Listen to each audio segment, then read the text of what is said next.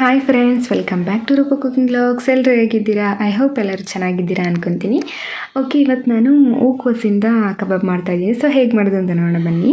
ಹೂಕೋಸನ್ನೆಲ್ಲ ಈ ಥರ ಬಿಡಿಸ್ಕೊಂಡು ನಾನು ಬಿಸಿನೀರಲ್ಲಿ ಇದನ್ನು ಸ್ವಲ್ಪ ತೊಳ್ಕೊಬೇಕಾಗುತ್ತೆ. ಸೊ ಕುದಿತಾ ಇರೋವಂಥ ನೀರಿಗೆ ಇದನ್ನು ಹಾಕ್ಬಿಟ್ಟು ಅದ್ರ ಜೊತೆಗೆ ಒಂದು ಸ್ವಲ್ಪ ಅರಿಶಿನ ಉಪ್ಪು ಹಾಕ್ಬಿಟ್ಟು ಇದನ್ನು ನಾವು ತೊಳ್ಕೊಬೇಕಾಗುತ್ತೆ. ಸೊ ಹೂಕೋಸಲ್ಲೆಲ್ಲ ಹುಳ ಇರುತ್ತಲ್ಲ, ಸೊ ಅದಕ್ಕೆ ಬಿಸಿನೀರಲ್ಲಿ ಇದನ್ನು ವಾಶ್ ಮಾಡ್ಕೋಬೇಕಾಗುತ್ತೆ.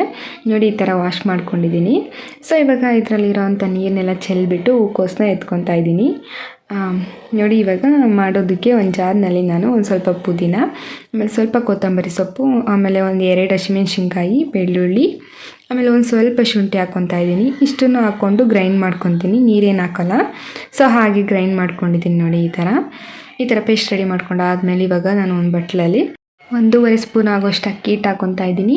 ಆಮೇಲೆ ಅದ್ರ ಜೊತೆಗೆ ನಾನು 1 ಸ್ಪೂನ್ ಆಗೋಷ್ಟು ಕಾರ್ನ್ಫ್ಲೋರು, ಜೋಳದ ಹಿಟ್ಟು ಹಾಕ್ಕೊತಾ ಇದ್ದೀನಿ. ನಿಮಗೆ ಬೇಕು ಅಂದರೆ ಕಡಲೆ ಹಿಟ್ಟು ಕೂಡ ಆ್ಯಡ್ ಮಾಡ್ಕೋಬೋದು. ಆಮೇಲೆ ಇವಾಗ ಒಂದು ಅರ್ಧ ಸ್ಪೂನ್ ಧನಿಯಾ ಪುಡಿ, ಆಮೇಲೆ ಖಾರದ ಪುಡಿ, ಒಂದು ಸ್ವಲ್ಪ ಉಪ್ಪು ಹಾಕ್ಕೊತಾ ಇದ್ದೀನಿ. ಆಮೇಲೆ ಅದ್ರ ಜೊತೆಗೆ ಒಂದು ಸ್ವಲ್ಪ ಚಾಟ್ ಮಸಾಲ, ಆಮೇಲೆ ಜೀರಿಗೆ ಪೌಡರು, ಒಂದು ಸ್ವಲ್ಪ ಗರಂ ಮಸಾಲ ಹಾಕ್ಕೊತಾ ಇದ್ದೀನಿ. ಆಮೇಲೆ ರುಬ್ಬಿರೋ ಅಂಥ ಪೇಸ್ಟ್ ಕೂಡ ಹಾಕ್ಕೊತಾ ಇದ್ದೀನಿ. ಇದು ಹಾಕ್ಕೊಂಡಾದಮೇಲೆ ಒಂದು ಸ್ವಲ್ಪ ಕಸ್ತೂರಿ ಮೆಂತ್ಯ ಕೂಡ ಆ್ಯಡ್ ಮಾಡ್ಕೊತಾ ಇದ್ದೀನಿ. ಅದ್ರ ಜೊತೆಗೆ ಕಬಾಬ್ ಪೌಡ್ರು ಕೂಡ ಒಂದು ಸ್ವಲ್ಪ ಹಾಕ್ಕೊತಾ ಇದ್ದೀನಿ. ಇವಾಗ ಇಷ್ಟನ್ನು ಹಾಕ್ಕೊಂಡು ಚೆನ್ನಾಗಿ ಮಿಕ್ಸ್ ಮಾಡ್ಕೊಬೇಕಾಗುತ್ತೆ. ನೋಡಿ, ಈ ಥರ ಎಲ್ಲ ಚೆನ್ನಾಗಿ ಮಿಕ್ಸ್ ಮಾಡ್ಕೊಬೇಕು.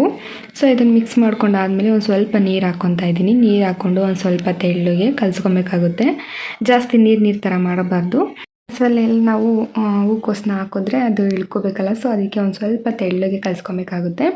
ನೋಡಿ, ಈ ಥರ ಕಲಿಸ್ಕೊಂಡ್ರೆ ಸಾಕು. ಇವಾಗ ಇದಕ್ಕೆ ನಾನು ಹೂಕೋಸನ್ನ ಆ್ಯಡ್ ಮಾಡ್ತಾಯಿದ್ದೀನಿ.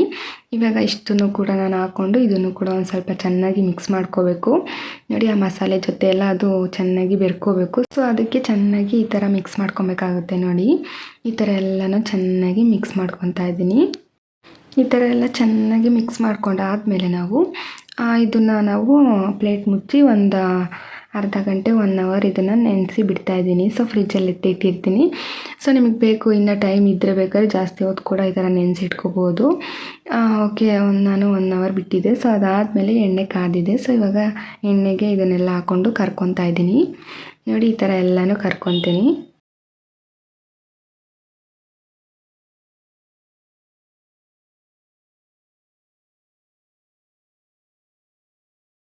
ಓಕೆ, ನೋಡ್ತಾ ಇರ್ಬೋದು ಎಲ್ಲನೂ ಈ ಥರ ನಾನು ಕರ್ಕೊಂಡಿದ್ದೀನಿ. ಸೊ ಇದ್ರ ಜೊತೆಗೆ ಕರಿಬೇವಿನ ಸೊಪ್ಪು, ಆಮೇಲೆ ಈರುಳ್ಳಿ, ಈ ಕಾಂಬಿನೇಷನ್ ಎಲ್ಲ ಸಖತ್ತಾಗಿರುತ್ತೆ. ಸೊ ಟೇಸ್ಟ್ ಕೂಡ ಅಷ್ಟೇ ಚೆನ್ನಾಗಿತ್ತು. ಸೊ ನಿಮಗೂ ಇಷ್ಟ ಆಗಿದ್ದರೆ ಈ ರೆಸಿಪಿನ ಟ್ರೈ ಮಾಡಿ ನೋಡಿ. ಹೇಗೆ ಬಂತು ಅಂದ್ಬಿಟ್ಟು ನನಗೆ ಕಮೆಂಟ್ ಬಾಕ್ಸಲ್ಲಿ ಕಮೆಂಟ್ ಮಾಡಿ. ಸೊ ನಿಮಗೆ ಈ ರೆಸಿಪಿ ಇಷ್ಟ ಆಯಿತು ಅಂತ ಅಂದ್ಕೊತೀನಿ. ಇಷ್ಟ ಆಗಿದರೆ ನೀವು ಕೂಡ ಟ್ರೈ ಮಾಡಿ ನೋಡಿ. ಆ್ಯಂಡ್ ಇನ್ನಷ್ಟು ರೆಸಿಪಿಗಳಿಗೋಸ್ಕರ ನಮ್ಮ ಚಾನಲ್ನ ಸಬ್ಸ್ಕ್ರೈಬ್ ಮಾಡ್ಕೊಳ್ಳಿ.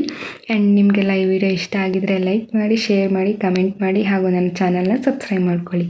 Thanks for watching.